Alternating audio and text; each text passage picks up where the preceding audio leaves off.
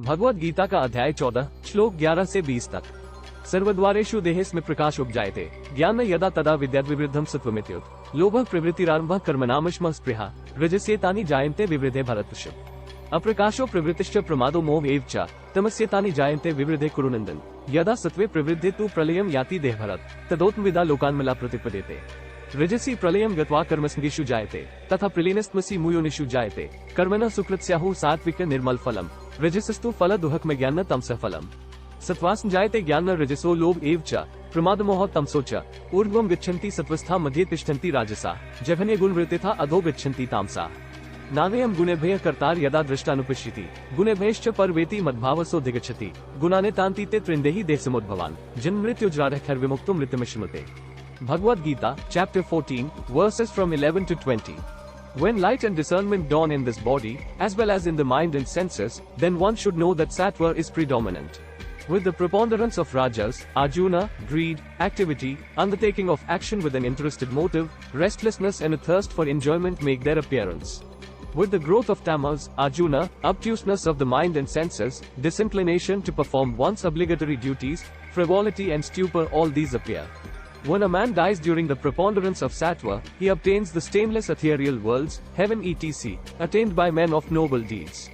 Dying when rajas predominates, he is born among those attached to action. Even so, the man who has expired during the preponderance of tamas is reborn in the species of the deluded creatures such as insects and beasts etc. The reward of a righteous act, they say, is sattvika, i.e., faultless in the form of joy, wisdom and dispassion etc. Sorrow is declared to be the fruit of a rajashika act and ignorance, the fruit of a tamashika act. Wisdom follows from sattva, and greed, undoubtedly, from rajas. Likewise, obstinate error, stupor and also ignorance follow from tamas. Those who abide in the quality of sattva wend their way upwards, while those of a rajashika disposition stay in the middle. And those of a tamashika temperament, enveloped as they are in the effects of tamoguna, sink down. When the discerning person sees no one as doer other than the three gunas, and realizes me, the Supreme Spirit standing entirely beyond these gunas, he enters into my being. Having transcended the aforesaid three gunas, which have caused the body, and freed from birth, death, old age and all kinds of sorrow, the embodied soul attains supreme bliss. जिस समय इस देह में तथा अंतःकरण और इंद्रियों में चेतनता और विवेक शक्ति उत्पन्न होती है, उस समय ऐसा जानना चाहिए कि सत्वगुण बड़ा है।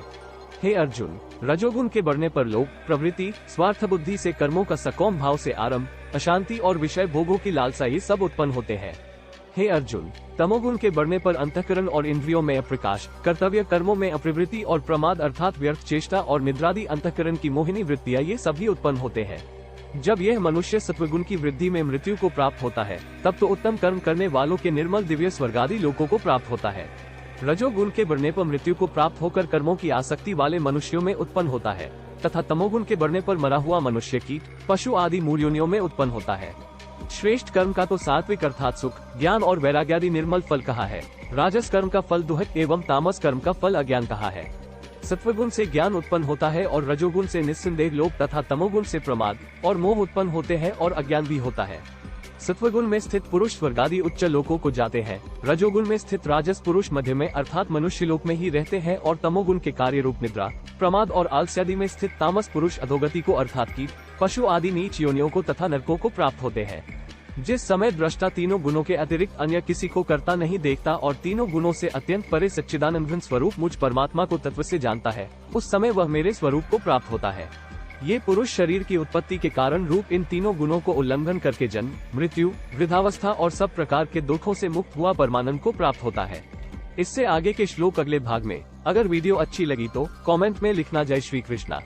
Thanks for watching, like share and subscribe.